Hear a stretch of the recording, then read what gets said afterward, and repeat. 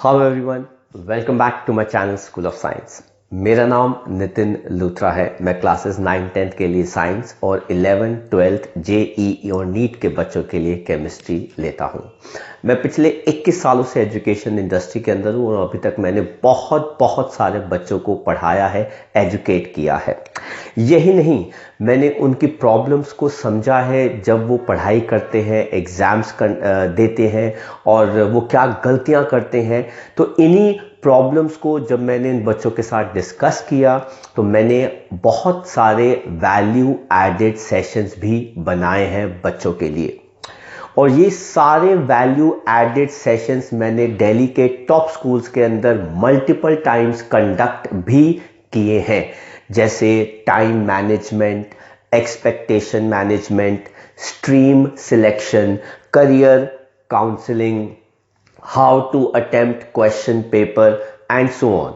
12th और 10th class के बच्चों के लिए क्रैक द बोर्ड सेशन।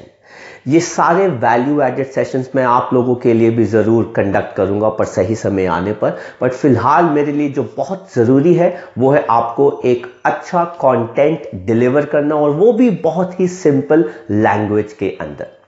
तो आइए शुरुआत करते हैं हम आज के हमारे लेक्चर के साथ, जो क्लास 12th की केमिस्ट्री पे बेस्ड है, चैप्टर कोऑर्डिनेशन कंपाउंड। ये टॉपिक का नाम है क्रिस्टल फील्ड थ्योरी, जो सीबीएसई, जेईई और नीट सारे एग्जाम्स के लिए बहुत ज्यादा इंपॉर्टेंट है। तो देखते हैं, बात करते हैं कि ये क्या कॉन्सेप्ट है। इससे पहले के लेक्चर में अगर आपने हमारे पढ़ा हो तो आपने देखा होगा हमने वीबीटी एक्सप्लेन करी थी, वैलेंस बॉन्ड थ्योरी, जिसके खुद के ड्रॉबैक्स थे। जैसे वो नेगेटिव कॉम्प्लेक्सेस के लिए थी, लेकिन हमारे पास न्यूट्रल कॉम्प्लेक्सेस भी होते हैं, हमारे पास पॉजिटिवली चार्ज क्या कहते हैं लाइगेंड्स भी होते हैं और न्यूट्रल लाइगेंड्स भी होते हैं, पर उनके लिए ज़्यादा उनमें एक्सप्लेनेशन नहीं था। दूसरा, हमने ये भी देखा था कि कुछ लाइगेंड्स जो थे जब वो आते थे तो वो ऑर्बिटल्स के अंदर इलेक्ट्रॉन्स की पेयरिंग करते थे, लेकिन कुछ लाइगेंड जो है वो ऐसा नहीं कर पाते थे, जिसकी वजह से हमको नहीं पता लगता था कि कौन स्ट्रांग है कौन वीक है। तो वीबीटी के काफी सारे ड्रॉबैक्स थे। इस वजह से हम एक नई थ्योरी पर आए जिसका नाम है क्रिस्टल फील्ड थ्योरी। तो चलिए इसके कुछ मेन पोस्टुलेट्स के बारे में बात करते हैं। इससे पहले जितनी भी थ्योरी थी, चाहे वो वेर्नर थ्योरी थी, चाहे वो वैलेंस बॉन्ड थ्योरी थी, वो थ्योरीज कहती थी कि मेटल और लाइगेंड के बीच में जो बॉन्ड होता है वो कोऑर्डिनेट, वो डेटिव बॉन्ड होता है। तो वो कहते थे कि मेटल और लाइगेंड के बीच में, जो लाइगेंड के पास लोन पेयर है, वो मेटल को देकर क्या बनाता है, डेटिव या फिर कोऑर्डिनेट बॉन्ड बनाता है। पर क्रिस्टल फील्ड थ्योरी कहती है कि ऐसा नहीं होता। क्रिस्टल फील्ड थ्योरी कहती है कि मेटल और लाइगेंड के बीच में जो इंटरैक्शंस है वो प्योरली इलेक्ट्रोस्टैटिक इंटरैक्शंस है, मतलब चार्जेस के ऊपर बेस्ड है, मतलब पॉजिटिव और नेगेटिव चार्जेस के ऊपर बेस्ड है। अब ये पॉजिटिव और नेगेटिव चार्जेस कहां पर आते हैं, जरा ध्यान से सुनिएगा। अब इसके अंदर वो कहते हैं कि मेटल यूजुअली हमारे पास कैटायन होता है और लाइगेंड्स जो है वो हमारे पास नेगेटिवली चार्ज्ड है। तो ये पॉजिटिव कैटायन है, ये नेगेटिव एनायन है, तो इनके बीच में क्या आ जाएगा, आयनिक बॉन्ड बन जाएगा, क्योंकि इलेक्ट्रोस्टैटिक इंटरैक्शंस है ये। लेकिन अगर वो कहते हैं कि लाइगेंड न्यूट्रल है, अब अगर नेगेटिव में देखेंगे तो हमारे पास Cn- हो गया, देन हमारे पास इसमें NO2- हो गया, एटसेट्रा। लेकिन अगर हम न्यूट्रल लाइगेंड की बात करते हैं तो जरा देखिए, मेटल हमारा कैटायन है और न्यूट्रल लाइगेंड का मतलब क्या हो गया, अमोनिया या फिर क्या हो गया, पानी। तो डायपोल मूवमेंट जिस डायरेक्शन में होगा वो साइड बॉन्डिंग बनाती है। कैसे, मतलब अगर हमारे पास ये अमोनिया है तो अमोनिया की शेप पिरामिडल है। अगर इसकी शेप पिरामिडल है तो डायपोल मोमेंट n की तरफ जाएगा, n की तरफ जाएगा, n की तरफ जाएगा तो नेट रिजल्टेंट डायपोल मोमेंट जो है वो इस साइड पर आ रहा है। इस वजह से ये साइड मेटल कैटायन के साथ बॉन्डिंग में, इंटरैक्शन में पार्टिसिपेट करती है। ऐसे ही अगर मैं पानी की बात करूं तो पानी की शेप जो है वो बेंट होती है। तो इसके अगर हम डायपोल मोमेंट की बात करते हैं तो वो ऑक्सीजन की तरफ अलाइन करते हैं, इसलिए जो ये वाला हिस्सा है वो मेटल कैटायन के साथ इंटरैक्शन में पार्टिसिपेट कर लेगा। मतलब इन्होंने तो कॉन्सेप्ट ही पूरा बदल दिया कि मेटल और लाइगेंड के बीच में जो इंटरैक्शंस हैं वो प्योरली क्या है, चार्जेस के ऊपर बेस्ड है, पॉजिटिव और नेगेटिव चार्जेस के ऊपर बेस्ड है। जिस वजह से ये थ्योरी कहती है कि बॉन्ड जो है नेचर में इनके बीच में वो क्या है, आयोनिक है। चाहे कैटायन के साथ नेगेटिव लाइगेंड हो, चाहे कैटायन के साथ न्यूट्रल लाइगेंड हो, तो न्यूट्रल लाइगेंड का जो नेट डायपोल मोमेंट जिस डायरेक्शन में अलाइन करता है उस तरफ से बॉन्डिंग बनती है, आयनिक बॉन्डिंग बनती है। तो ये सबसे इंपॉर्टेंट पार्ट हो गया कि इनके बिहाफ पर जो इंटरैक्शंस हैं वो क्या है, आयोनिक। दूसरे पॉइंट की बात करते हैं, पोस्टुलेट की बात करते हैं, तो वो क्या कहते हैं कि हर लाइगेंड जो है वो एक पॉइंट सोर्स की तरह एक्ट करता है, पॉइंट नेगेटिव चार्ज की तरह एक्ट करता है, और वो सेंट्रल एटम के आगे पीछे अपने आप को ऐसा अलाइन करता है कि मैक्सिमम दूर होता है, जिनकी वजह से रिपल्शंस इनके बीच में क्या होती हैं, सबसे कम होती हैं। तो जैसे हर शेप करती है कि ऑल सराउंडिंग एटम्स जो होंगे वो अपने आप को एक दूसरे से दूर कर लेंगे ताकि उनके बीच में रिपल्शंस कम हो जाए और बॉन्ड स्ट्रेंथ या मॉलिक्यूल की स्ट्रेंथ जो है वो क्या हो जाए, ज्यादा बेटर और स्ट्रांग हो जाए। जो थर्ड पोस्टुलेट हम पढ़ने वाले हैं, जरा इसको ध्यान से समझिएगा।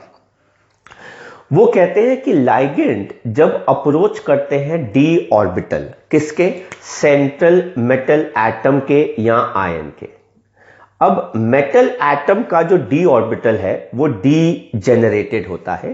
डी जेनरेटेड का मतलब होता है उनकी एनर्जीज क्या होती हैं, सेम होती है। तो डी ऑर्बिटल में 5 ऑर्बिटल होते हैं जो मैंने आपके सामने ड्रॉ करके रखे हुए हैं। डी एक्स वाई जो ऑर्बिटल के जो शेप्स है वो प्लेन में आती हैं, एक्सिस के ऊपर नहीं आती। मेरे वर्ड्स को ध्यान से सुनिएगा, ऑर्बिटल जो है वो प्लेन में लाई करते हैं, एक्सिस के ऊपर लाई नहीं करते। दूसरा है डी वाई जी, ऑर्बिटल्स के जो लोब है वो प्लेन में लाई करते हैं, एक्सिस के ऊपर लाई नहीं करते। तीसरा है डी एक्स जी, ऑर्बिटल्स जो है वो प्लेन में लाई करते हैं, एक्सिस के ऊपर लाई नहीं करते। ये 3। अब देखिए d x square minus y square, orbitals के जो लोब है वो एक्सिस के ऊपर लाई करते हैं, प्लेन में लाई नहीं करते। और डी जी स्क्वायर, ऑर्बिटल जो है वो एक्सिस के ऊपर लाई करता है पर प्लेन में लाई नहीं करते। तो ये जो हमारे 3 ऑर्बिटल है ये कहां पे लाई करते हैं, दे लाई इन प्लेन। और ये जो 2 हमारे ऑर्बिटल हैं ये कहां पे लाई करते हैं, ऑन एक्सिस। तो वो कहते हैं कि जब लाइगेंड्स इन डी जेनरेटेड ऑर्बिटल्स, मतलब सेम एनर्जी वाले, अब इनको हम सेम एनर्जी क्यों कहते हैं, अब इसका कॉन्सेप्ट क्या है जरा ध्यान से सुनिएगा।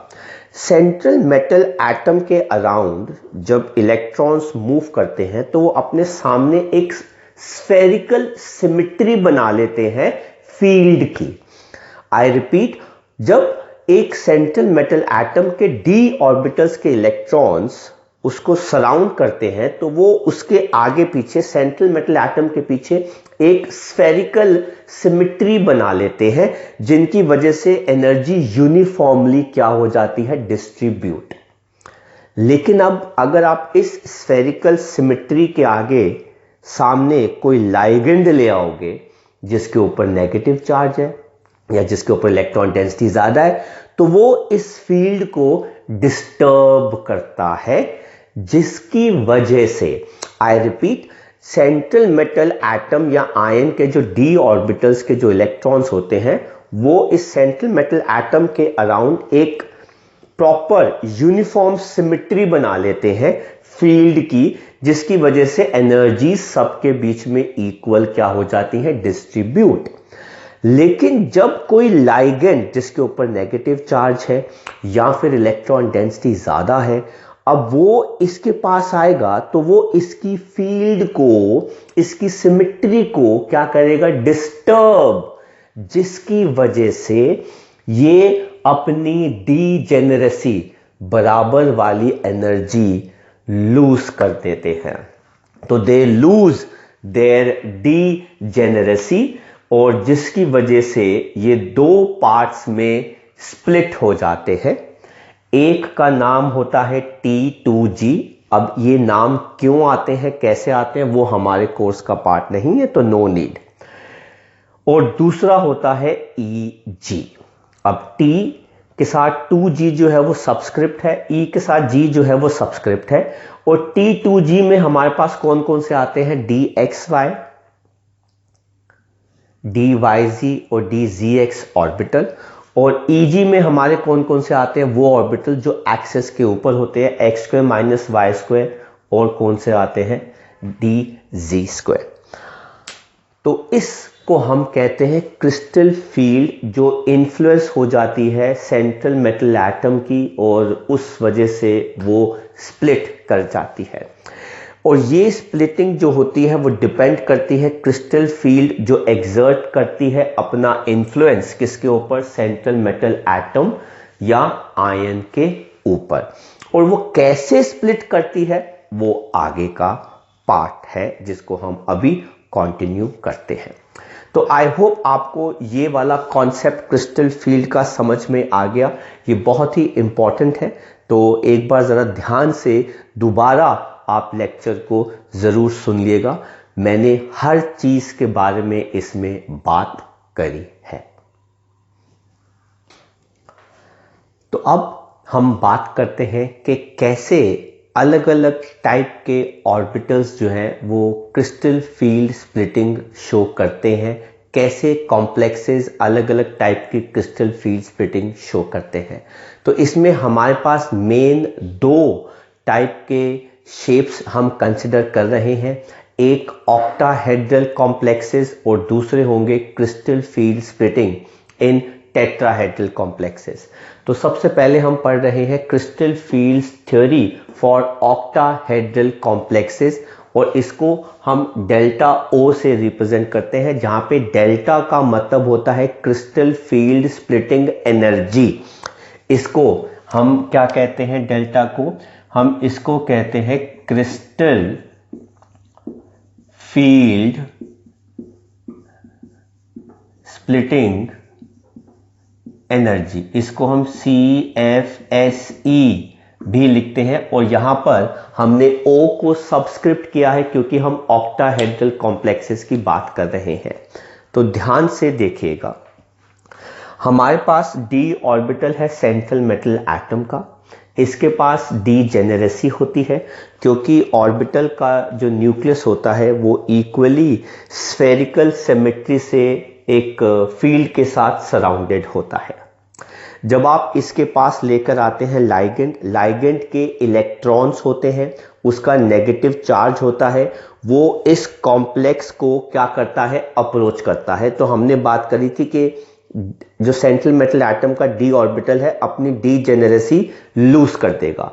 तो हम यहां पे बात कर रहे हैं ऑक्टाहेड्रल कॉम्प्लेक्सेस के अंदर, जिसके अंदर हम कितने लाइगेंड्स लेकर आएंगे, 6 लाइगेंड्स लेकर आएंगे। और ये 6 लाइगेंड एक ही टाइम पर उस सेंट्रल मेटल एटम के ऑर्बिटल्स को अप्रोच करते हैं।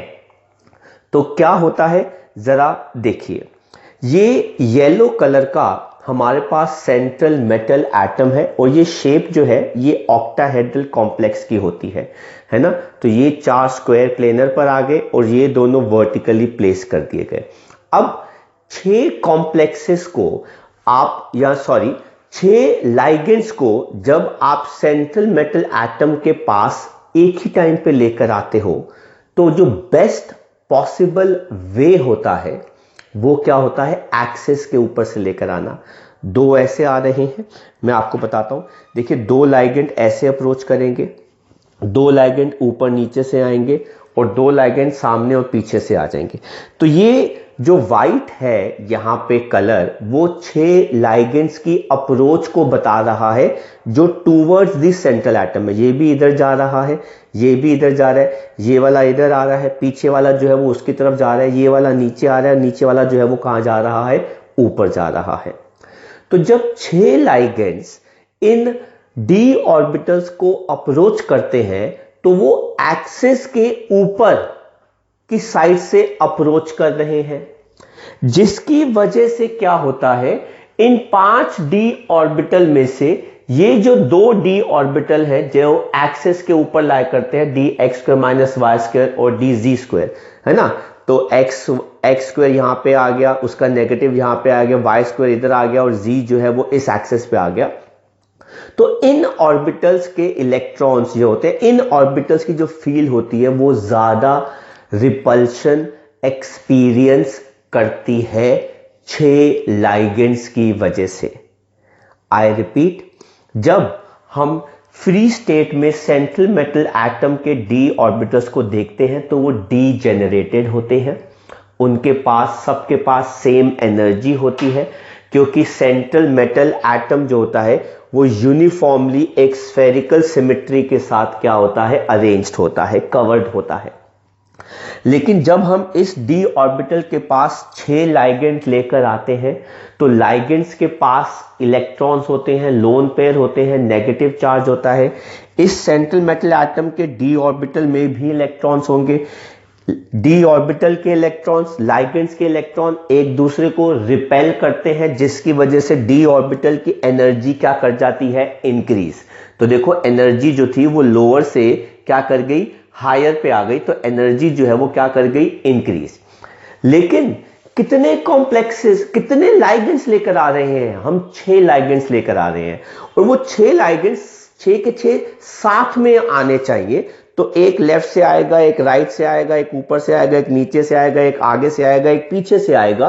तो इस केस में वो ऑर्बिटल जो एक्सिस के ऊपर होते हैं, मतलब ईजी, मतलब d x square minus y square और डी जी स्क्वायर, ये ऑर्बिटल्स ज्यादा रिपल्शन एक्सपीरियंस करते हैं, जिनकी वजह से इनकी एनर्जी ज्यादा हो जाती है और जो प्लेन वाले 3 ऑर्बिटल्स हैं T2G, उनकी रिपल्शन कम होती है कंपैरिजन में, जिसकी वजह से ये डी ऑर्बिटल 2 हिस्सों में स्प्लिट कर जाता है, जिसको हम कहते हैं Eg।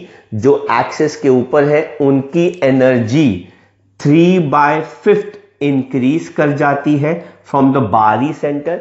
बारी सेंटर को हम मानते हैं कंपेरेबल टू ये वाली एनर्जी जिसको हम 0 मानते हैं, तो इसके कंपैरेटिवली 3/5 अमाउंट ऑफ एनर्जी वो इंक्रीज कर जाती है और T2G की 2/5 ऑफ द फ्रैक्शन एनर्जी क्या कर जाती है, डिक्रीज कर जाती है। तो पूरा जो डी ऑर्बिटल है अब वो 2 हिस्सों में स्प्लिट कर गया। इन दोनों की जो एनर्जी का डिफरेंस होता है उसको हम कहते हैं क्रिस्टल फील्ड स्प्लिटिंग एनर्जी। किस कॉम्प्लेक्स के लिए, ऑक्टाहेड्रल कॉम्प्लेक्स के लिए। तो एक बार मैं आपको दोबारा बताता हूं, सेंट्रल मेटल एटम के डी ऑर्बिटल्स की एनर्जी जो है वो बराबर होती है, दे आर डीजेनरेटेड। उनकी एनर्जी सबकी सेम होती है, वो इस रीजन की वजह से क्योंकि उनके पास स्फेरिकल फील्ड सिमेट्री होती है। लेकिन जब आप लाइगेंड्स इनके पास लेकर आओगे, कितने लाइगेंड ला रहे हो, 6 लाइगेंड ला रहे हो, 6 लाइगेंड के पास लोन पेयर होंगे या फिर नेगेटिव चार्ज होगा। सेंट्रल मेटल एटम के डी ऑर्बिटल के अंदर भी तो इलेक्ट्रॉन्स होंगे, वो इलेक्ट्रॉन्स और ये इलेक्ट्रॉन्स आपस में रिपेल करेंगे, जिसकी वजह से डी ऑर्बिटल की एनर्जी ओवरऑल क्या कर जाती है, इंक्रीज कर जाती है। लेकिन लाइगेंड तो अप्रोच कर ही रहे हैं। अब सर वो लाइगेंड अप्रोच कैसे कर रहे हैं, 6 लाइगेंड्स को सेंट्रल मेटल एटम के आसपास लाने का बेस्ट तरीका क्या होता है, उनकी एक्सिस वाली साइड से। एक लेफ्ट राइट से आएगा सेट, एक ऊपर नीचे से आएगा, एक आगे पीछे से आएगा। इस प्लेसमेंट या अरेंजमेंट की वजह से वो ऑर्बिटल्स जो एक्सिस के ऊपर होते हैं वो ज्यादा रिपल्शन एक्सपीरियंस करते हैं एज कंपेयर टू वो डी ऑर्बिटल्स जो प्लेन में होते हैं, जो एक्सिस के बीच में होते हैं। इस वजह से अनइक्वल रिपल्शन की वजह से डी ऑर्बिटल अपनी डीजेनेरेसी लूज कर देता है और 2 हिस्सों में ब्रेक कर जाता है, जिसमें जो ज्यादा रिपल्शन एक्सपीरियंस करते हैं उनकी energy 3/5 of the fraction increase कर जाती है ओवरऑल बारी सेंटर से, और जो एक्सिस के बीच में होते हैं उनकी एनर्जी 2/5 ऑफ द फ्रैक्शन क्या कर जाती है, डिक्रीज कर जाती है। तो एनर्जी एक की इंक्रीज करी, एक की डिक्रीज करी, और इन दोनों की एनर्जी के डिफरेंस को हम कहते हैं crystal field splitting in octahedral complexes. Now कुछ फील्ड लाइगेंड्स जो होते हैं वो इनको ऐसे स्प्लिट करते हैं, कुछ ऐसे स्प्लिट करते हैं, कुछ ऐसे स्प्लिट करते हैं। सर क्या मतलब? क्योंकि मैग्नीट्यूड क्रिस्टल फील्ड स्प्लिटिंग का वो डिपेंड करता है नेचर ऑफ लाइगेंड के ऊपर। कुछ प्रोड्यूस करते हैं स्ट्रॉन्ग फील्ड, इसका मतलब है डी ऑर्बिटल ज्यादा एनर्जी गैप शो करेगा, और कुछ प्रोड्यूस करते हैं वीक फील्ड, मतलब डी ऑर्बिटल के बीच में एनर्जी गैप क्या हो जाएगा, कम हो जाएगा। सर हमको कैसे पता चलेगा कि कौन सा लाइगेंड ज्यादा करेगा, कौन सा स्ट्रॉन्ग लाइगेंड है, कौन सा फील्ड लाइगेंड है? इसके लिए हमने बनाई स्पेक्ट्रोकेमिकल सीरीज। ये अरेंजमेंट होता है लाइगेंड्स का in order of increasing crystal field splitting energy. तो आप देख सकते हैं ये पूरी लिस्ट मैंने आपको दे दी है, जिसके अंदर लिस्ट में सबसे टॉप पे कौन आता है, लाइगेंड कार्बोनाइल। मतलब कार्बोनाइल लाइगेंड एक ऐसा है जो सबसे ज्यादा स्प्लिटिंग कर देता है डी ऑर्बिटल्स के बीच में। तो अब आप इससे कंपेयर कर सकते हैं कि हु इज अ स्ट्रॉन्ग, क्योंकि 1 और 2 के बीच में आ जाएगा who is a strong and who is a weak. जो राइट साइड पे जो टॉप एंड पे लाई करते हैं वो स्ट्रॉन्ग है, जैसे अमीन हो गया, ईएन हो गया, नाइट्रो हो गया, साइनाइड हो गया, कार्बन मोनोक्साइड हो गया, तो ये स्ट्रॉन्ग में आते हैं। हैलोजेंस जो होते हैं iodide, bromide, sulphide, chloride, fluoride, ये वीक में आते हैं यूजुअली। तो इस वजह से आप देख रहे थे कि वीबीटी में मैंने बात भी करी थी कि अमोनिया पेयरिंग करता है, पर वो नहीं करता क्योंकि अमोनिया हमने कहा था कि स्ट्रॉन्ग लाइगेंड है, पर वीबीटी तो वो बता ही नहीं पाती थी। तो ये कॉन्सेप्ट हमारे पास स्पेक्ट्रोकेमिकल सीरीज से आता है, arrangement of ligands in increasing order of crystal field splitting energy. अब यहां पर एक और चीज बहुत ही इंपॉर्टेंट है, और वो क्या है कि अब डी ऑर्बिटल तो 2 हिस्सों में स्प्लिट हो गया, तो अब इनके अंदर जो पहले से ही इलेक्ट्रॉन होते हैं, I repeat, central metal atom के डी ऑर्बिटल में इलेक्ट्रॉन्स होते हैं। मान लीजिए हम 4 इलेक्ट्रॉन ले लेते हैं, ठीक है, तो ये हमारे पास 4 इलेक्ट्रॉन हो गए, 1 2 3 4। अब इन 4 डी ऑर्बिटल के पास जब लाइगेंड आए, 6 लाइगेंड, तो उन्होंने रिपल्शन करी, तो ये डी ऑर्बिटल्स की एनर्जी जो थी वो क्या कर गई, इंक्रीज कर गई। लेकिन अब इन 4 इलेक्ट्रॉन्स को आप अरेंज कैसे करोगे? तो उसके लिए हमारे पास जो कॉन्सेप्ट आता है वो आता है comparison between crystal field splitting octahedral के अंदर और पी के बीच में। पी को हम क्या कहते हैं, energy required to pair electrons. अगर क्रिस्टल फील्ड स्प्लिटिंग एनर्जी ज्यादा है, ऐसे है, तो 1 2 3 तो यहां पर आ गए, 1 2 3 यहां पर आ गए। सर फोर्थ कहां पे जाएगा? अब फोर्थ इसी में ही जाएगा कि वो ऊपर जाएगा। नेचर कहता है कि काम वो करो जिसमें एनर्जी कम लगे, तो नेचर का ये सिंपल असूल है, वही काम करने जिसमें एनर्जी कम लगती है। स्प्लिटिंग की एनर्जी ज्यादा है, तो मतलब अगर मैं फोर्थ इलेक्ट्रॉन को ऊपर ले जाऊंगा तो मेरी एनर्जी ज्यादा लगेगी, वो नहीं करना, वो कहता है नीचे ही डाल दो। तो फोर्थ इलेक्ट्रॉन के हिसाब से कॉन्फ़िगरेशन क्या आ जाती है, T2G4 और EG0। क्रिस्टल फील्ड स्प्लिटिंग ज्यादा कौन करते हैं? स्ट्रॉन्ग लाइगेंड्स करते हैं। इनकी वजह से सारे electrons, usually most of the electrons paired हो जाते हैं और ये लो स्पिन कॉम्प्लेक्सेस देते हैं। लेकिन अगर हमारे पास लाइगेंड हुआ वीक तो वो डी ऑर्बिटल को इतना स्प्लिट करेगा, मतलब क्रिस्टल फील्ड स्प्लिटिंग एनर्जी कम है। Crystal field splitting energy octahedral में कम है और पेयरिंग के लिए एनर्जी क्या लग रही है ज्यादा, मतलब 1 2 3 तो आ गया, मतलब 1 2 3 तो आ गया, अब फोर्थ कहां जाएगा, इधर के इधर। अब पेयरिंग की एनर्जी जो है वो ज्यादा हो जाएगी। क्यों ज्यादा हो जाएगी? क्योंकि दोनों का ऑर्बिटल पास में है तो इलेक्ट्रॉनिक रिपल्शंस जो है वो क्या हो जाती हैं, ज्यादा हो जाती हैं। तो हम पेयर नहीं करते, हम उसको ऊपर के ऑर्बिटल में ले जाते हैं, जिसकी वजह से हमारे पास कॉन्फ़िगरेशन क्या आ जाती है, T2G3 और EG1। अब D4 मैंने 4 इलेक्ट्रॉन्स को लेकर एग्जाम्पल किया था, आप 5 को लेके भी कर सकते हैं, 6 को लेके भी कर सकते हैं, पर यूजुअली 3 में आप ज्यादा कुछ खास ऑब्जर्व नहीं करेंगे, 1 2 3 में हम ज्यादा कुछ खास ऑब्जर्व नहीं करते, पर 4 इलेक्ट्रॉन्स लेके मैं डिफरेंस अच्छे से बता सकता हूं, इसलिए मैंने 4 इलेक्ट्रॉन लिए। आप 5 इलेक्ट्रॉन्स भी ले सकते थे, 6 इलेक्ट्रॉन्स जो है वो भी ले सकते थे। तो हमारा क्या कहने का मतलब है कि जब ये लाइगेंड सेंट्रल मेटल एटम के आयन के डी ऑर्बिटल के पास आते हैं तो डी ऑर्बिटल 2 हिस्सों में स्प्लिट करता है, Eg एंड T2G। Eg की एनर्जी ज्यादा रहती है in case of octahedral complexes, क्योंकि 6 लाइगेंड एक्सिस की साइड से अप्रोच करते हैं। अब लाइगेंड किस टाइप का है तो ये स्प्लिटिंग कम भी हो सकती है। अगर स्प्लिटिंग कम है तो बेटा ये वीक लाइगेंड है, और अगर वीक लाइगेंड है तो इलेक्ट्रॉन्स यूजुअली अनपेयर्ड रहते हैं, तो वो हाई स्पिन कॉम्प्लेक्सेस देते हैं जिनका पैरामैग्नेटिक नेचर ज्यादा होता है। तो इस केस में आप 1 2 3 और फोर्थ इलेक्ट्रॉन को ऊपर ले जाएंगे, फिफ्थ को ऊपर ले जाएंगे, ऑर्बिटल्स को पहले हाफ फिल करो और फिर पेयरिंग करो। लेकिन अगर स्ट्रॉन्ग लाइगेंड होगा तो वो ज्यादा एनर्जी स्प्लिटिंग कर देगा, जिसकी वजह से इलेक्ट्रॉन 1 2 3 4 5 6 7 8 9 10 ऐसे डी ऑर्बिटल्स की पेयरिंग के इलेक्ट्रॉन्स की प्लेसमेंट जो है वो होती है। तो ये था हमारा ऑक्टाहेड्रल कॉम्प्लेक्सेस के बारे में, कैसे स्प्लिटिंग है, कौन कितनी स्प्लिटिंग कर सकता है, और उसके बाद कॉन्फ़िगरेशन कैसे होती है उनकी, वो सब हमने यहां पे एक्सप्लेन कर दिया आपको। तो जो नेक्स्ट हमारा कॉम्प्लेक्स आ रहे हैं वो है टेट्राहेड्रल कॉम्प्लेक्सेस, जिसमें हम पढ़ेंगे कि कैसे crystal field splitting tetrahedral complexes के अंदर होती है। तो हम पढ़ रहे हैं crystal field theory for tetrahedral complexes, जिसको हम डेल्टा टी से रिप्रेजेंट करते हैं। तो ये हो गया crystal field splitting energy tetrahedral complexes में।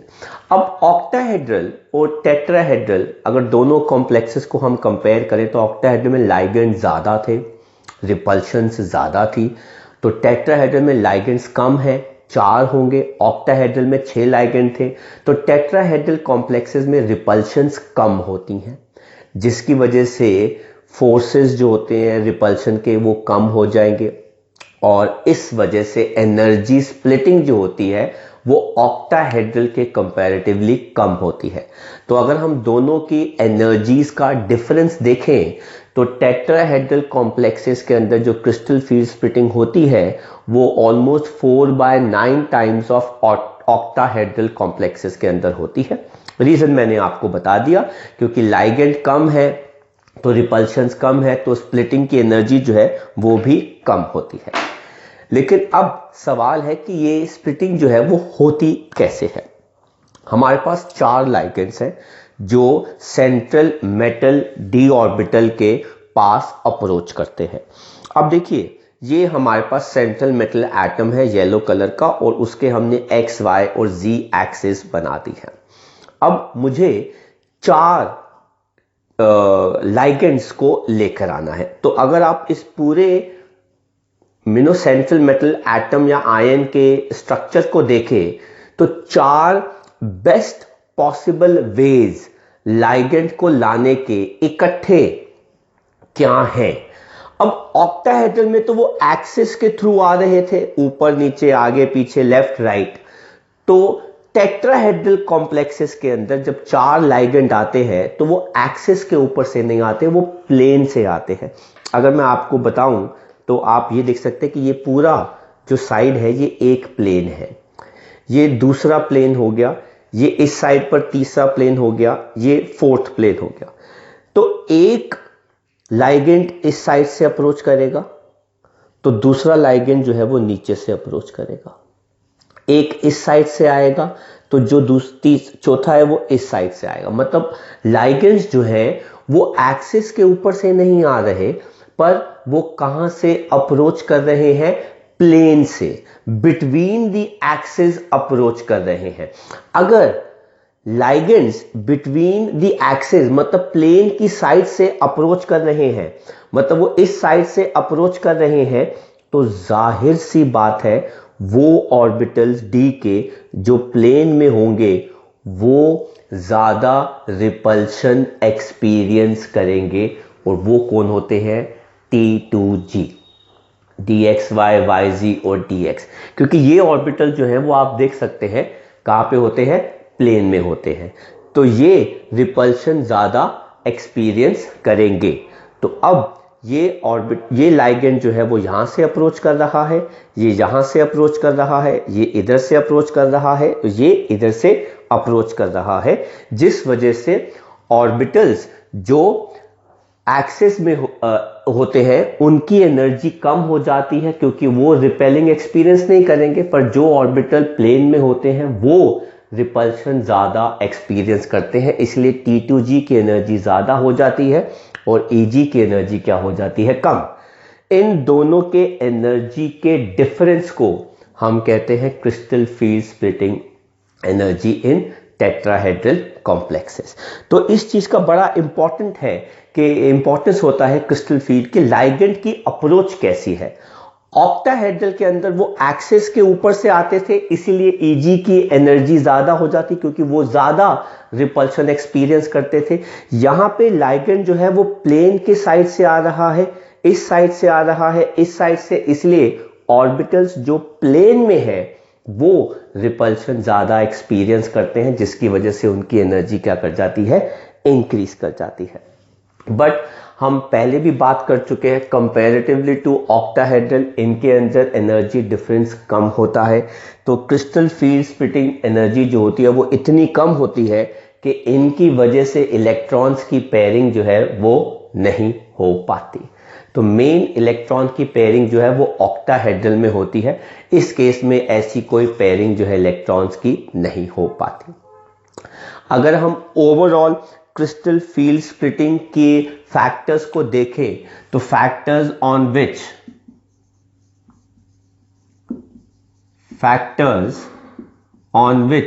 Crystal field splitting energy depends, तो वो क्या क्या होते हैं, oxidation state of metal ion क्या होता है, देन दूसरा हमारे पास होता है उसके D electrons, number of D electrons कितने होते हैं,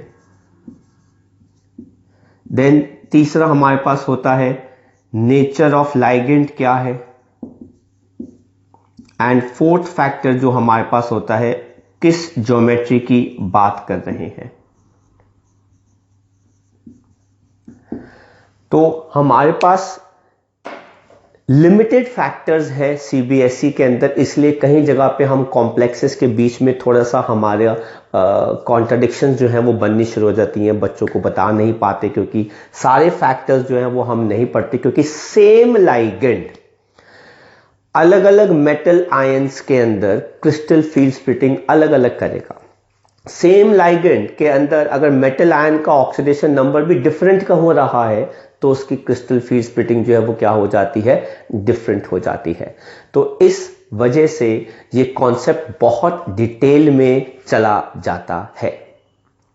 तो आई होप आपको क्रिस्टल फील्ड थ्योरी का कॉन्सेप्ट जो है वो हमारे लेक्चर के साथ समझ में आया, आपको अच्छा लगा। अगर अच्छा लगा तो इसको लाइक करना मत भूलिएगा। इन लेक्चर्स को आप अपने फ्रेंड्स के साथ भी शेयर कर सकते हैं ताकि वो भी अपने कॉन्सेप्ट को बेटर और कॉन्क्रीट बना सके। इसके अलावा अगर आपके कोई भी डाउट्स है किसी भी चैप्टर, टॉपिक या कॉन्सेप्ट को लेके, आप मेरे थंबनेल पे जो मेरा नंबर है आप उसमें मुझे व्हाट्सएप कर सकते हैं, कॉल कर सकते हैं, मैसेज कर सकते हैं। मैं फ्री ऑफ कॉस्ट आपके डाउट्स जो हैं वो सॉल्व करूंगा।